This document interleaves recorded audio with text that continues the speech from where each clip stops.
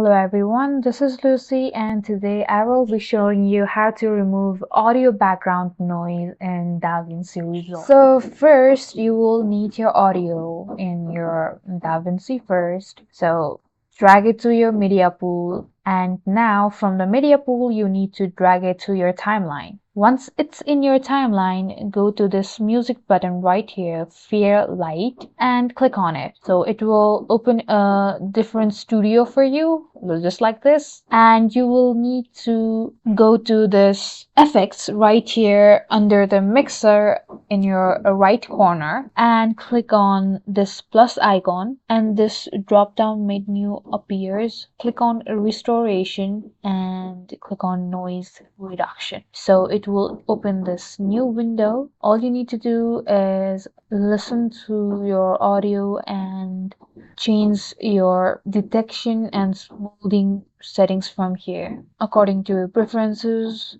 Change it, listen to it and change it. You can also delete and disable plugins, and that is how you remove audio background noise in DaVinci. And that's it for this video. Thank you guys for watching. Like and subscribe if you want more of these videos, and I'll meet you guys in the next video.